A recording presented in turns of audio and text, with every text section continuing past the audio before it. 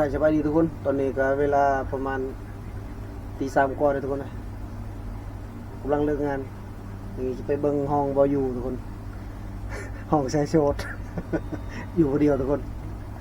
ไปเบิ่งกันก่อน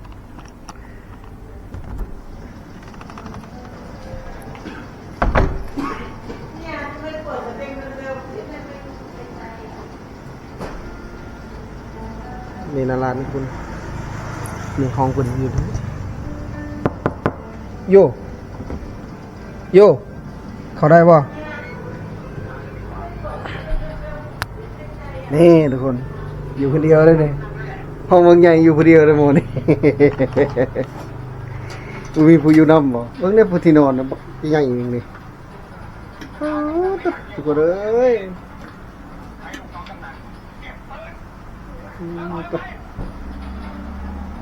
ที่นอนผู้เบาทุกคนเอ้ย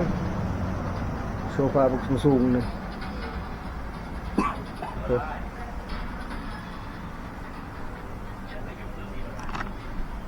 มืดทุกคนนะเดี๋ยวจะนี่ของ สมบัติเพิ่นก็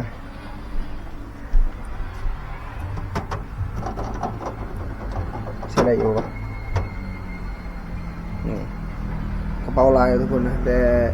เพิ่นเอาลงขนาดเลยเอาไปทิ่มอยู่ตารางละ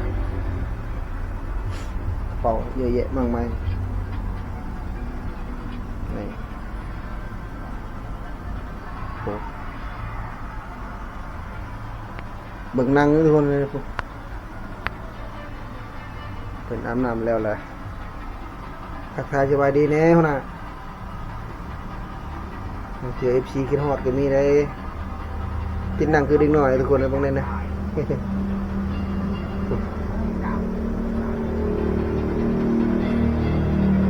นั่นคือกระเป๋าเงินนะทุกคนนะ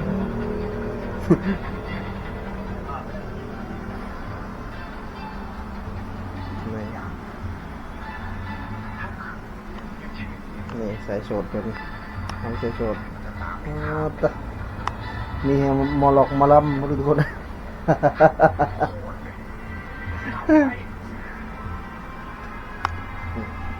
ตัวนี้15 นิ้ว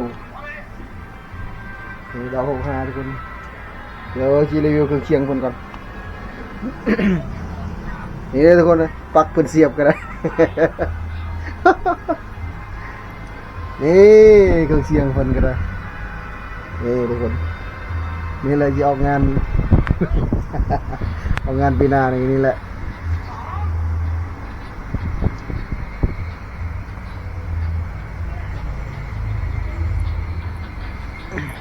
เบิ่งหนัง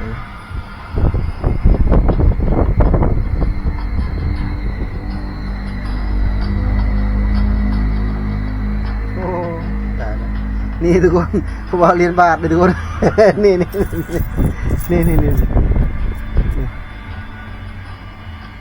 ห่วยหลายอยู่ด้วยทุกคนเลยนี่อยู่ในก็มีเลยโอ้เตรียมเลยทุกคนเลยมาทำก็5-6 พันทุกคนเลยเป็นหมื่นมาจากบ่อนาเป็นหมื่นมาจาก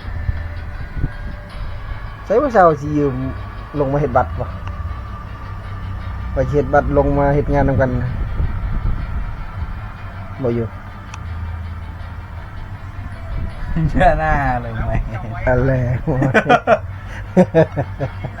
ห้าวถาดนะจะพักให้เขาเดือนหนึ่งก็เหลือแล้วนะเอ้ยเก็บเงินเก็บทองช่วยกันแล้วปีหน้าเมื่อแต่งไอ้ก็สิซอยหรอก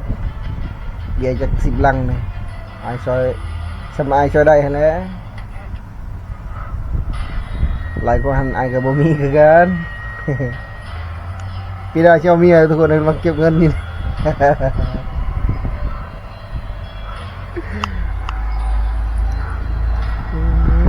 เบิ่งหนัง